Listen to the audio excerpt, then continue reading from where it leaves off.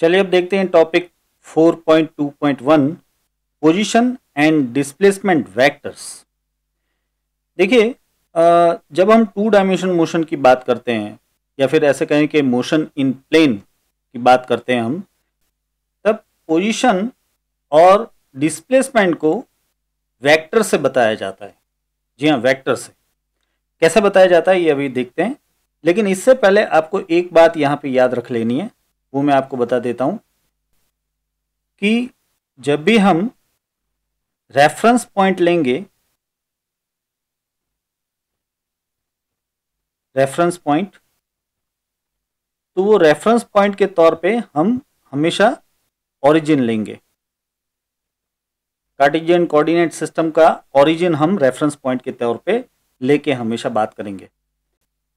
चलिए अब समझते हैं कि ये दरअसल पोजीशन और डिस्प्लेसमेंट क्या है। देखिए, इसके लिए मैं यहाँ पे ऐसे दो एक्सिस ले रहा हूँ। पहले ये है एक्स एक्सिस और ये है वाई एक्सिस और ये है ओरिजिन ओ। अब सपोज कि यहाँ पे इस तरह से कोई पार्टिकल मोशन कर रहा है। ये जो मोशन कर रहा है उसका पाथ मैंने दिखाया है ऐसे, ठीक है। ये इस तरह से पाथ है। अब अज्यूम करिए कि किसी एक टाइम पे पार्टिकल यहाँ पे था। मैं ये टाइम जो है इसको सपोज कि टी कह देता हूँ, और फिर किसी दूसरे टाइम पे पार्टिकल यहाँ पे था। इस टाइम को मैं टी डैश कह देता हूँ, ठीक है। तो ये दो पॉइंट्स हो गए। मैं इन पॉइंट्स का नाम भी लिख देता हूँ यहाँ पे। ये है सपोज कि पी पॉइंट और ये है पी डैश पॉइंट। तो इन शॉर्ट कि ये मोशन है पार्टिकल की। पार्टिकल टी टाइम पे पी पॉइंट पे था और पार्टिकल टी डैश टाइम पे पी डैश पॉइंट पे था। अब मैं यहाँ ओ से पी पॉइंट तक और ओ से ही पी डैश पॉइंट तक इस तरह से वेक्टर्स ड्रॉ कर रहा हूँ। देखिए, मैंने वेक्टर ड्रॉ किए, ठीक है। ये पहला वेक्टर आप देख रहे हो वो है ओ पी। मैं आपको दिखा देता हूँ। ये है ओ पी और ये है ओ पी डैश, ठीक है। तो ये जो ओ पी है वो पॉइंट पी का पोजीशन वेक्टर कहलाता है, और ऐसे ही ओ पी डैश जो है वो पॉइंट पी डैश का पोजीशन वेक्टर कहलाता है, और इसका नाम जो है वो ऐसे वेक्टर आर के फॉर्म में लिखा जाता है। तो ये जो ओ पी है वो पोजीशन वेक्टर आर है, और ओ पी डैश जो है उसको हम पोजीशन वेक्टर आर डैश कह देते हैं। तो अब मैं यहाँ पे पोजीशन वेक्टर की डेफिनेशन लिख रहा हूँ। A vector drawn from origin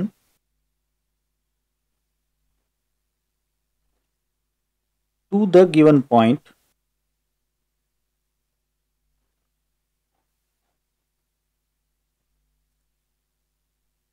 is known as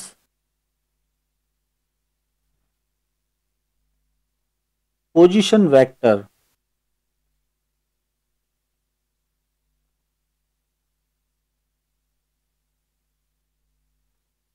of the given point।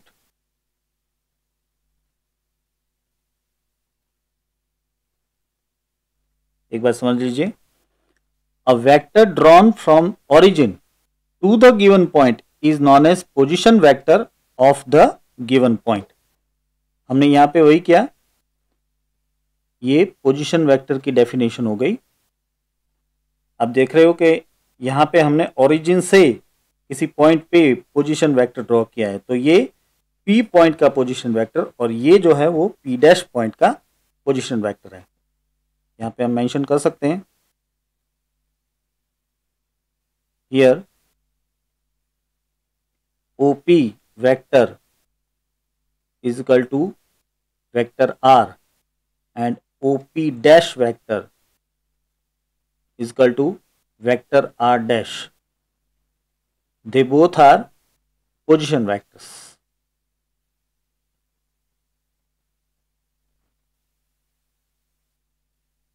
They both are position vectors. तो इस तरह से मोशन इन प्लेन के लिए, यानी कि 2 डायमेंशन मोशन के लिए, हमें किसी भी पार्टिकल का पोजीशन वेक्टर ड्रॉ करना होता है। देखिए 1 डायमेंशन मोशन में हम पाथ ड्रॉ करके, पाथ सीधा ही होता था क्योंकि 1 डायमेंशन मोशन होती थी, तो पाथ सीधा ही होता था, तो उसमें हम सीधा ही कोई भी पार्टिकल डिस्प्ले कर देते थे और उसका जो भी कोऑर्डिनेट आता था, एक्स कोऑर्डिनेट, या फिर अगर वाई डायरेक्शन लिए तो वाई कोऑर्डिनेट, उसको ही हम सीधा उसकी पोजीशन के तौर पे कह देते थे।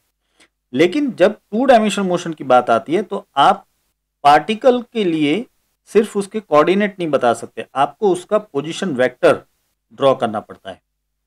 आपको लगेगा कि ये तो थोड़ा सा मुश्किल हो जाएगा, नहीं मुश्किल नहीं होगा, उल्टा ये आसान हो जाएगा, क्योंकि पोजीशन वेक्टर का भी इक्वेशन बन जाएगा, वो अभी हम देखेंगे।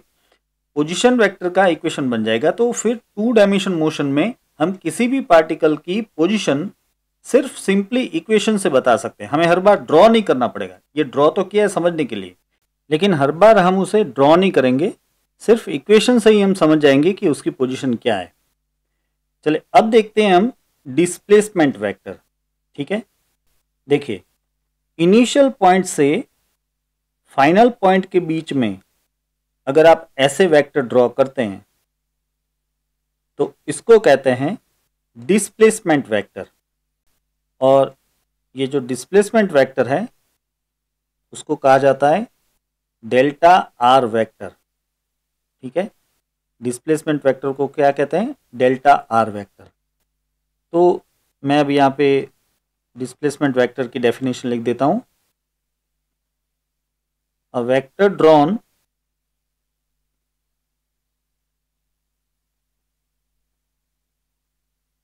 From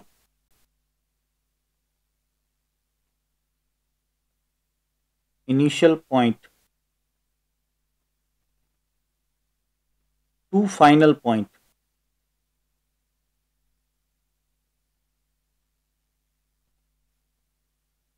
is known as displacement vector।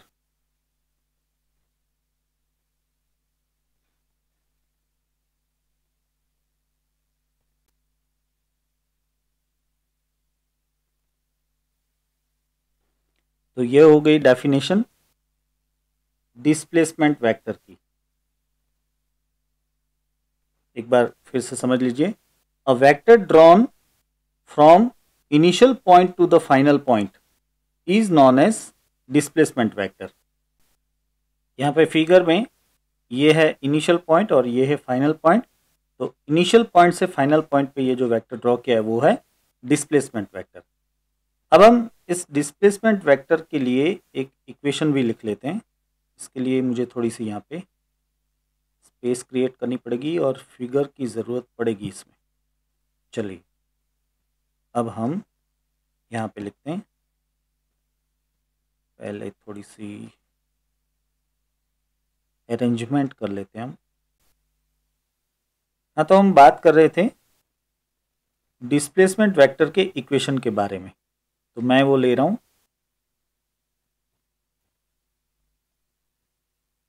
Displacement vector,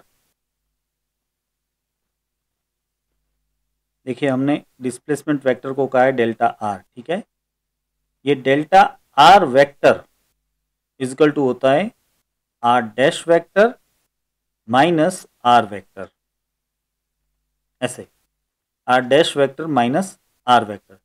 देखिए वैसे ये कुछ नया नहीं है, आपने 1 डायमेंशन मोशन में डिस्प्लेसमेंट को डेल्टा एक्स कहा था, राइट? और डेल्टा एक्स इक्वल टू आप क्या कहते थे? x2 minus x1। तो उसमें डेल्टा एक्स की जगह पे यहाँ पे डेल्टा आर, वहाँ पे x2 था वो फाइनल पोजीशन थी, तो यहाँ पे है final position vector R dash, minus x1 था वो इनिशियल पोजीशन थी, तो यहाँ पे है इनिशियल पोजीशन वेक्टर आर। तो इस तरह से displacement vector delta R vector equal to vector R dash minus vector R, ये कोई नई चीज़ नहीं है। हाँ, एक बात आप याद रखिए, यहाँ फिगर में देखिए, अगर मोशन ऐसे हो रही होती, राइट टू लेफ्ट हो रही होती, तो ऐसे में ये इनिशियल पोजीशन होती और ये फाइनल पोजीशन होती, ठीक है। तो ऐसे में डिस्प्लेसमेंट वेक्टर मुझे ऐसे ड्रॉ करना पड़ता, इस तरफ। तो डिस्प्लेसमेंट वेक्टर डेल्टा आर का इक्वेशन हो जाता है vector R minus vector R dash. समझ रहे हो आप? फाइनल पोजीशन ये है तो उसका वेक्टर है आर, और इनिशियल पोजीशन ये है तो उसका वेक्टर है आर डैश। तो मुझे लेना पड़ता आर माइनस आर डैश। समझ रहे हो? तो डेल्टा आर यानी क्या हो जाता, आर माइनस आर डैश, जबकि यहां पे है आर डैश माइनस आर। चलिए इसी मोशन के रेफरेंस में एक और चीज समझ लेते हैं हम, कि यहां पे आपको टाइम इंटरवल, इस मोशन का टाइम इंटरवल मिल रहा है, वो obviously delta T equal to क्या हो जाएगा, टी डैश माइनस टी, है ना। ऑब्जेक्ट यहां से यहां तक गया, उसमें टाइम कितना लगा, टी से लेके टी डैश तक का, यानी कि टाइम इंटरवल क्या हो गया, T dash minus T, delta T equal to T dash minus T. अब ये है डिस्प्लेसमेंट वेक्टर और ये है टाइम इंटरवल। तो ऑब्वियसली बात है कि अगर हम इन दोनों का रेशियो ले लें तो हमें क्या मिल जाएगा, हमें मिल जाएगा वेलोसिटी वेक्टर v। वैसे इसके बारे में हम आगे जाके बात करेंगे, अभी यहाँ पे सिर्फ आप इतना याद रखिए। देखिए ये इक्वेशन खास तौर पे आपको याद रखना है, इंपॉर्टेंट है ये इक्वेशन। चलिए अब एक और दूसरी बात जरा समझ लेते हैं। इसके लिए मुझे वापस x और y कोऑर्डिनेट्स ऐसे ड्रॉ करने पड़ेंगे। ये हो गया x, ये y और ये o। अब सोचिए कि मैं यहाँ पे एक मोशन दिखा रहा हूँ, जैसे कि मोशन कुछ ऐसे हो रही है, इस तरह से, ठीक है। इसमें हम इंटरेस्टेड है इन दोनों पॉइंट्स के लिए। मैं यहाँ पे डिस्प्ले कर देता हूँ इसको। हम इन दोनों पॉइंट्स के लिए इंटरेस्टेड है, मीन्स इन दोनों पॉइंट्स के लिए हम बात कर रहे हैं। अब एक दूसरी मोशन मैं दिखाता हूं इसमें।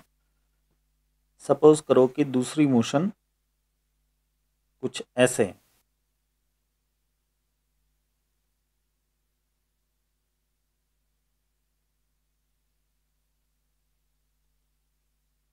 इस तरह से, कुछ इस तरह से टेढ़ी मेढ़ी मोशन हो रही है, और एक मोशन है इस तरह से।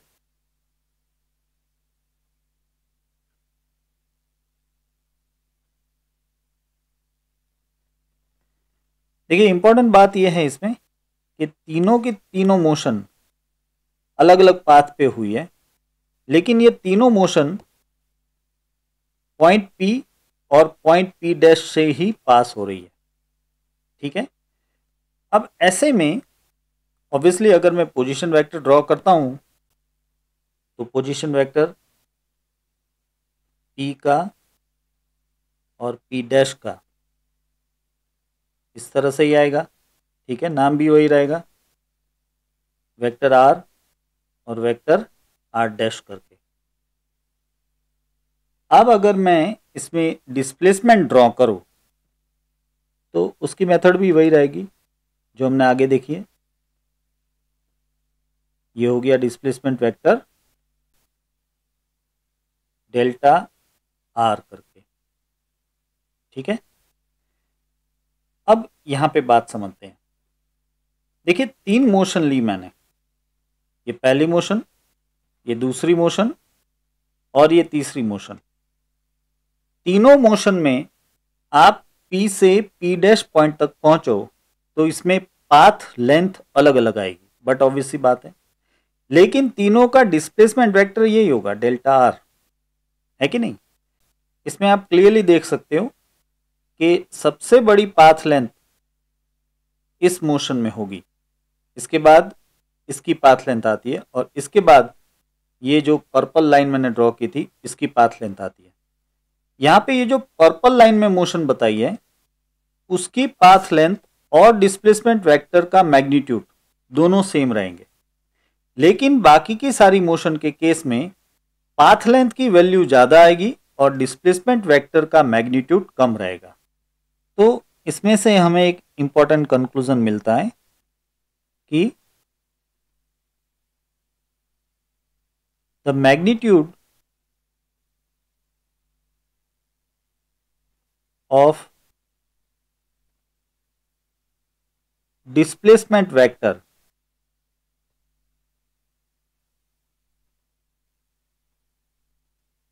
is less than or equal to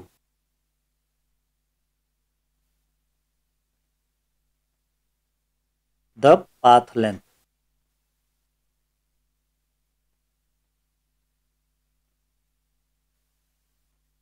ये बात बच्चों खास तौर पे आप याद रखना। The magnitude of displacement vector is less than और equal to the path length.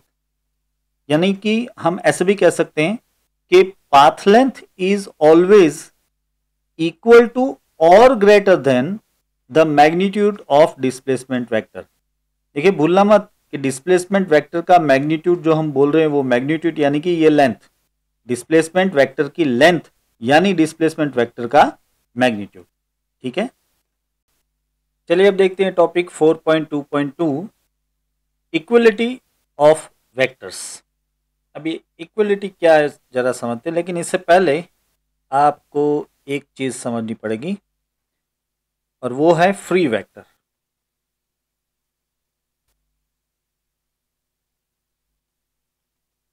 Free vectors, देखिए अभी थोड़ी देर पहले आपने जो वेक्टर समझा वो था पोजीशन वेक्टर और दूसरा आपने समझा वो था डिस्प्लेसमेंट वेक्टर। ठीक है, अगर आप वेक्टर को ओरिजिन से ड्रॉ करते हैं तो वो जो बन जाता है वो है पोजीशन वेक्टर। ठीक है, लेकिन यहाँ पे ये जो वेक्टर है मैंने किसी P पॉइंट से लेके Q पॉइंट के बीच में ड्रॉ किया है, तो ये ओरिजिन से ड्रॉ नहीं किया है, इसलिए इसको कहते हैं फ्री वेक्टर। ये फ्री वेक्टर आप किसी भी लेंथ का ड्रॉ कर सकते हो, किसी भी डायरेक्शन में ड्रॉ कर सकते हो, इसीलिए इसको कहते हैं फ्री वेक्टर। मैं इस फ्री वेक्टर का कुछ नाम भी दे सकता हूं, जैसे कि चलो मैंने नाम दे दिया वेक्टर ए करके, ये है वेक्टर ए। तो ये जो है फ्री वेक्टर है। एक और चीज जरा याद रखने के लिए वो है मैग्नीट्यूड ऑफ वेक्टर। जैसे कि मैं मैग्नीट्यूड ऑफ वेक्टर ए लेना चाहता हूं तो आप इसको ऐसे लिख सकते हो, या तो आप सिर्फ ए लिख दो या फिर आप मोड ऑफ वेक्टर ए लिख दो। इन दोनों तरह से आप इसको मैग्नीट्यूड को दिखा रहे हो। देखिए यहाँ पे मैंने वेक्टर की साइन नहीं की है और यहाँ पे मैंने वेक्टर की साइन की है, लेकिन पूरे वेक्टर को मोड में ले लिया है। तो इन दोनों तरीके से आप मैग्नीट्यूड दिखा रहे वेक्टर ए का, ऐसा प्रूव होता है। लेकिन ये मेथड ज़्यादा बेटर है। क्यों? क्योंकि देखिए इसमें हमें ये समझ में आ जाता है कि ये वेक्टर है और हम इसका मैग्नीट्यूड दिखा रहे हैं। लेकिन अगर मैं सिर्फ ए लिखता हूं तो ए वेक्टर है कि स्केलर है ये पता नहीं चलता, क्योंकि स्केलर के लिए भी हम सिर्फ ए लिख सकते हैं और उसके मैग्नीट्यूड के लिए भी हम ए लिख रहे हैं, तो ये थोड़ा सा कंफ्यूजन हो सकता है। लेकिन यहाँ पे कंफ्यूजन नहीं होगा। अगर वेक्टर है तो ही आप मोड ऑफ वेक्टर ए लिख सकते हो। तो ये क्लियर है कि ये स्केलर की बात ही नहीं है, ये वेक्टर की बात है और ये वेक्टर का मोड लिया है, इसका मतलब कि ये इसके मैग्नीट्यूड के बारे में बात कर रहे हैं।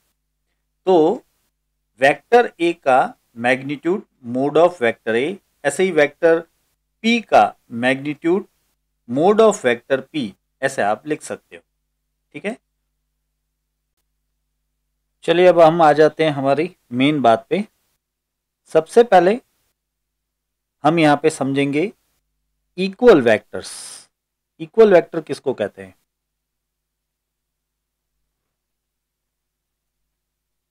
Equal vectors. देखिए मैं यहाँ पे दो वेक्टर्स ड्रॉ करता हूँ। ये हो गया एक वेक्टर और ये हो गया दूसरा वेक्टर।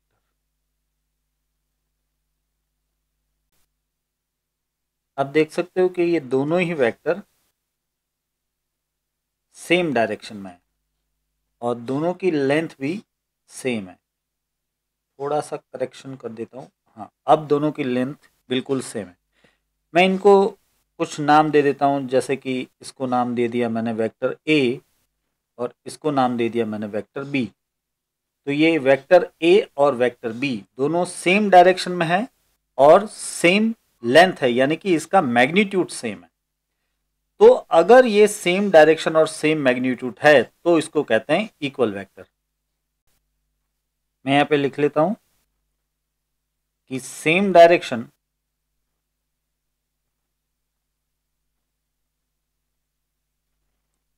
And same magnitude.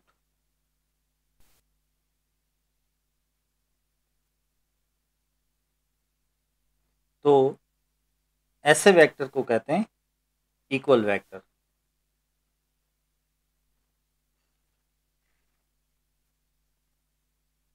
ठीक है, और इस इक्वल वेक्टर को आप लिख सकते हो इस तरह से, vector A is equal to vector B.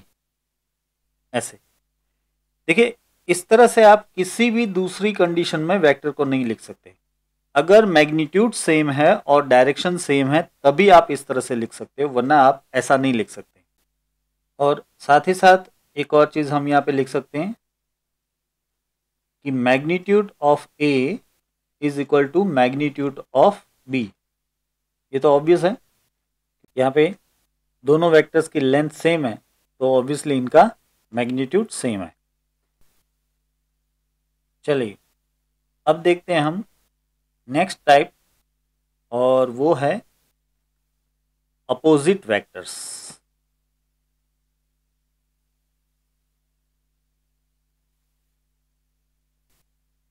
मैं यहाँ पे लिख लेता हूं नंबर 2 करके,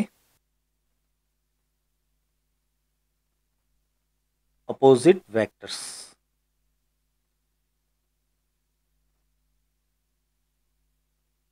देखते हैं क्या है। देखिए मैं यहाँ पे दो वेक्टर आपको दिखा रहा हूं। ये हो गया वेक्टर पहला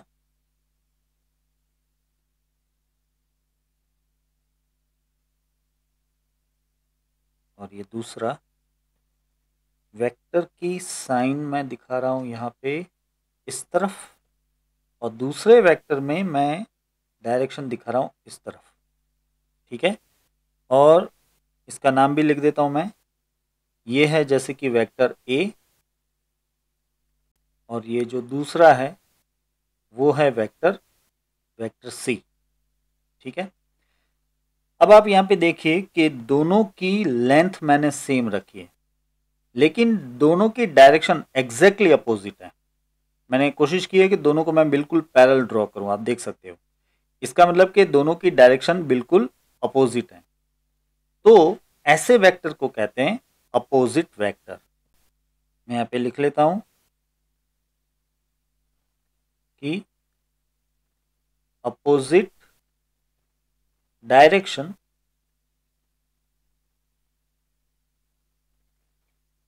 and same magnitude.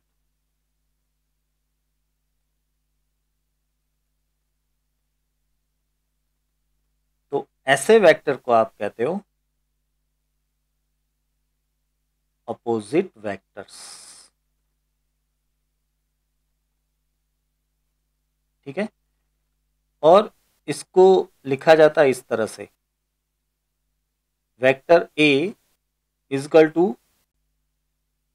Minus vector C. A is equal to minus C. यहां पे आप मैग्नीट्यूड के बारे में भी कह सकते हो कि magnitude of A is equal to magnitude of C. ये तो सही है, दोनों वेक्टर की लेंथ सेम है, इसका मतलब कि दोनों की मैग्नीट्यूड सेम है, लेकिन डायरेक्शन इसकी अपोजिट है। तो ऐसे में आप लिख सकते हो vector A is equal to minus vector C. तो ये हो गया अपोजिट वेक्टर। अब देखते हैं हम एक तीसरा टाइप, और वो है पैरेलल वेक्टर।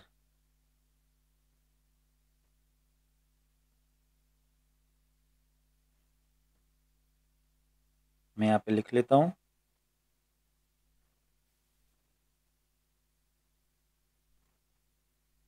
Parallel vectors.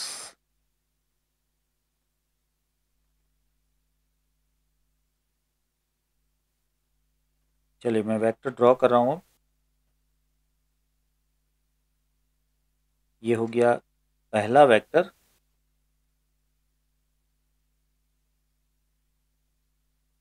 और ये दूसरा। यहां पे आप देखिए कि दोनों की लेंथ अलग अलग है, लेकिन डायरेक्शन दोनों की सेम है। आप देख रहे हो, डायरेक्शन इन दोनों की सेम है। इसको मैं कह देता हूं वेक्टर ए, और इसको मैं कह देता हूं वेक्टर डी। ठीक है, यह है वेक्टर डी। तो ऐसे वेक्टर्स को कहते हैं पैरेलल वेक्टर। यानी कि अगर वेक्टर्स की डायरेक्शन सेम है,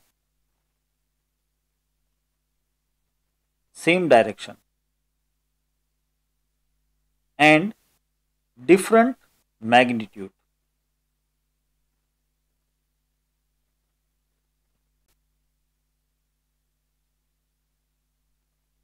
तो ऐसे में इन वेक्टर्स को कहते हैं पैरेलल वेक्टर्स।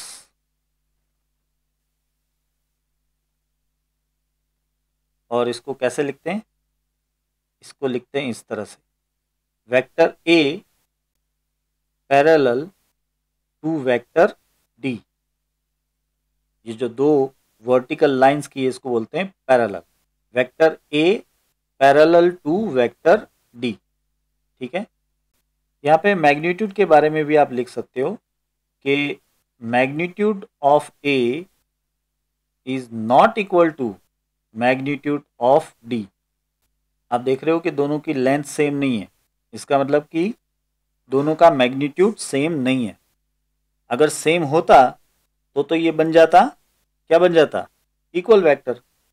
यहाँ पे मैग्नीट्यूड सेम नहीं है लेकिन डायरेक्शन सेम है, तो ये बन गया पैरेलल वेक्टर्स।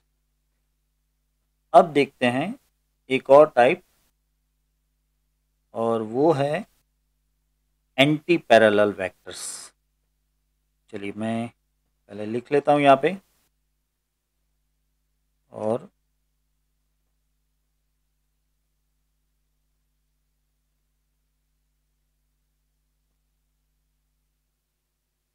फोर्थ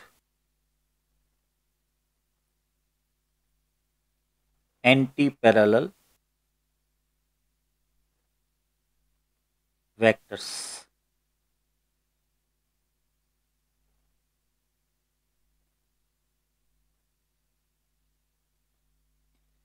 अब ये क्या चीज़ है, चलिए मैं ड्रॉ करके आपको समझा देता हूँ।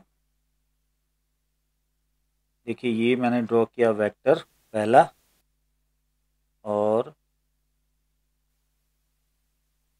ये हो गया दूसरा। अब देख रहे हो कि दोनों की लेंथ मैंने सेम नहीं रखी है, और दोनों की डायरेक्शन अपोजिट है।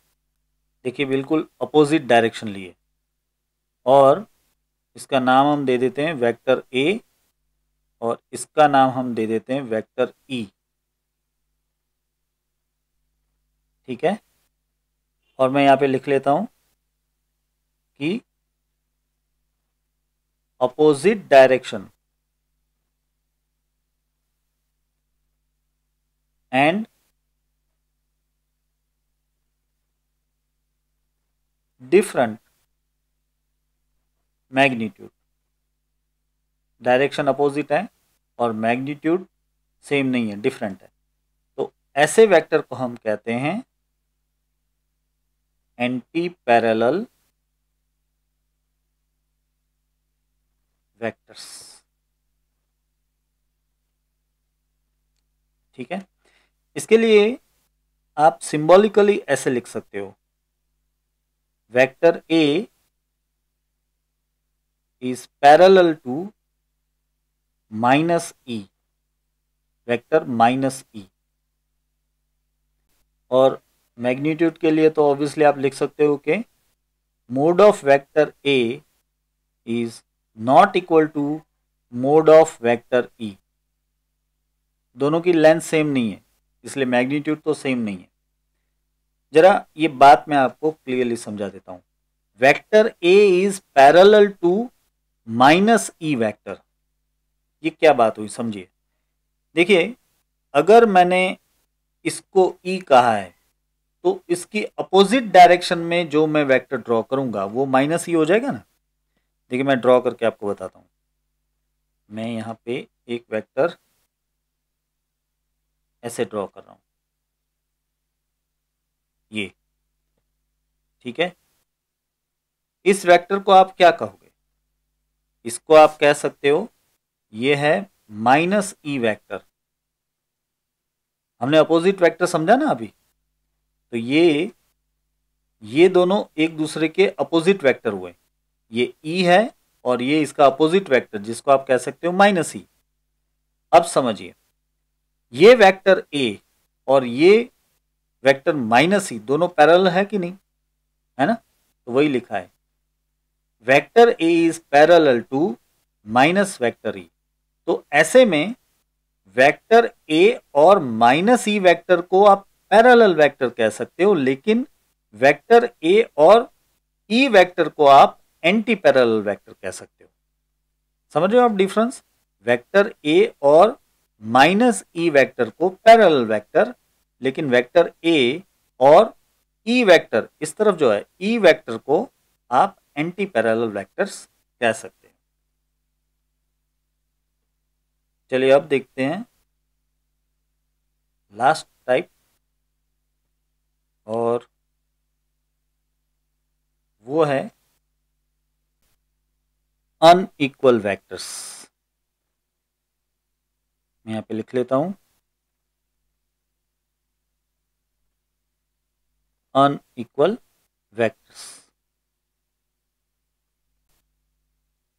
इसके बारे में वैसे आप समझ ही गए होंगे, ज़्यादा कुछ समझाने वाला है नहीं इसमें, लेकिन फिर भी मैं यहाँ पे दो वेक्टर्स ड्रॉ करके आपको समझा देता हूँ। ये हो गया पहला वेक्टर और ये हो गया दूसरा वेक्टर। ठीक है, देखिए मैंने दोनों की डायरेक्शन अलग अलग रखी है, लेकिन दोनों का मैग्नीट्यूड सेम है, दोनों की लेंथ जो है वो सेम है।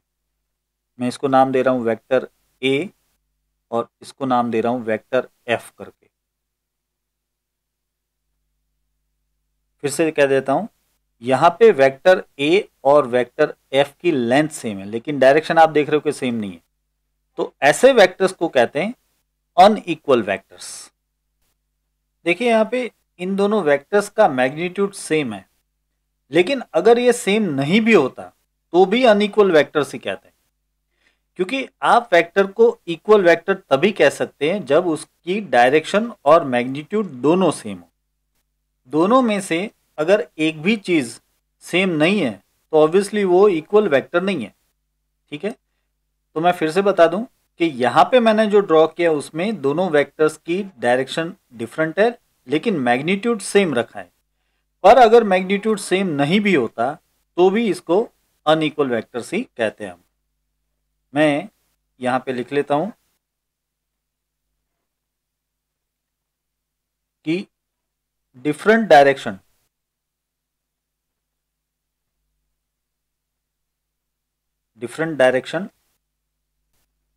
And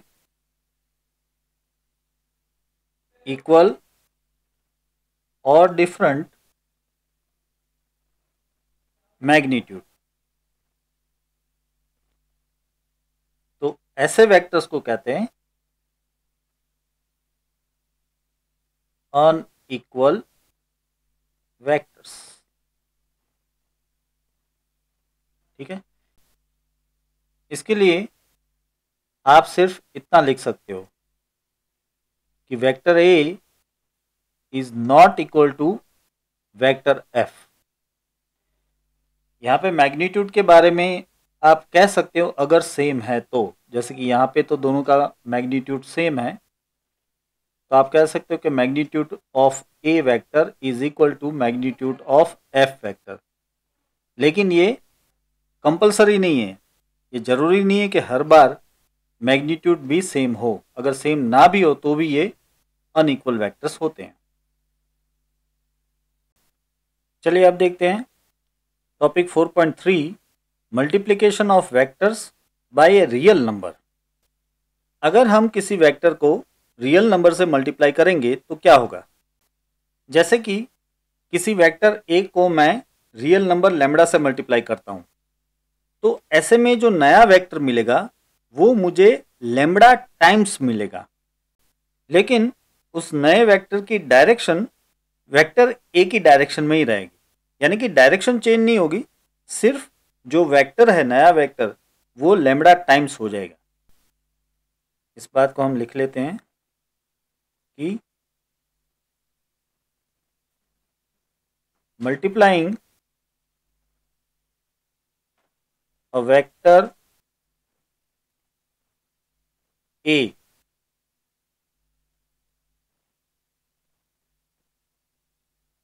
with a positive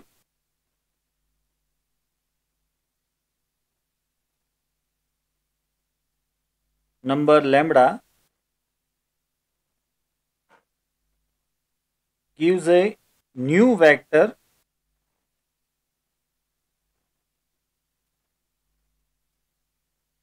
of lambda times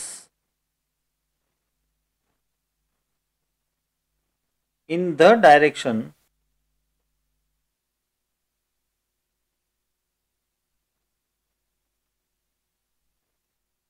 of vector A only।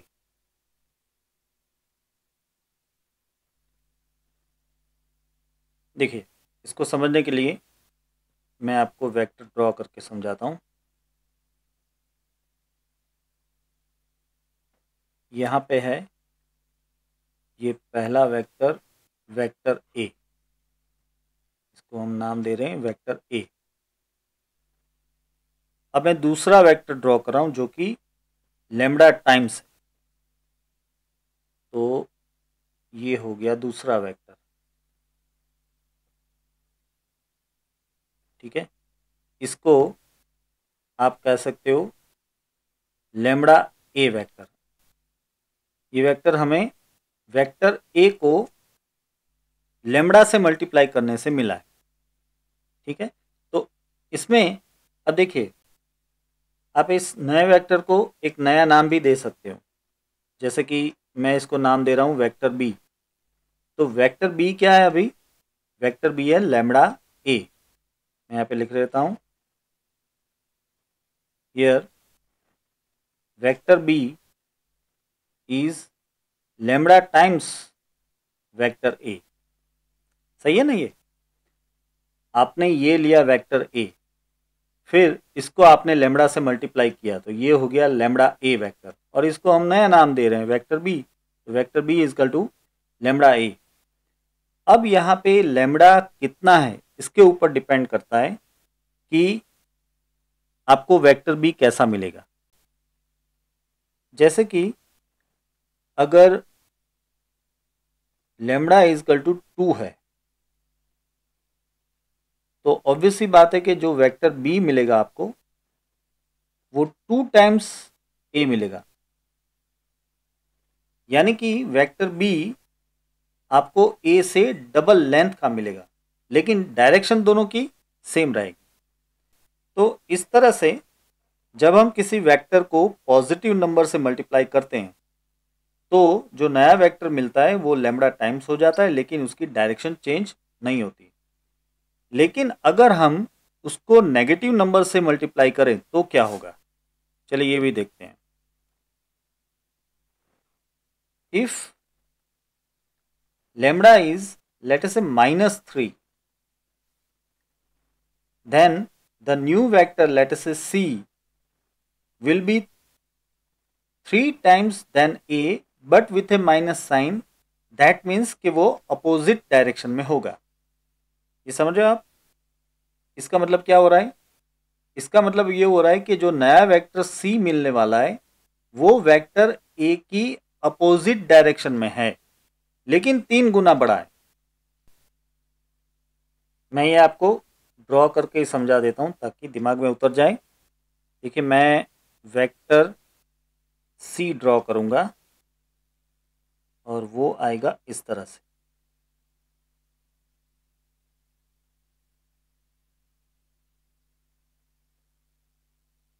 ये हो गया vector c। Vector c is minus of 3a। देख रहे हो आप? ये वेक्टर अभी a की बिल्कुल अपोजिट डायरेक्शन में है, लेकिन a से ये 3 गुना बड़ा है। जैसे मैंने एग्जैक्टली मेजर नहीं किया, आप समझ लो कि ये 3 गुना बड़ा है। तो ऐसे में ये वेक्टर c a की अपोजिट डायरेक्शन में और 3 गुना बड़ा है, इसलिए आप इसको कह सकते हो vector c equal to -3a vector.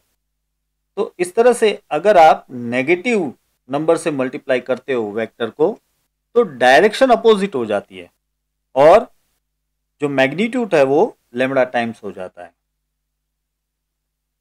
चलिए, इसके साथ मैं आपको बता दूं कि आज हमने जितने भी टॉपिक समझे इसके क्वेश्चन आंसर्स की पीडीएफ की लिंक मैंने डिस्क्रिप्शन में डाल दिए। आप उसे डाउनलोड कर सकते हैं और लिख सकते हैं।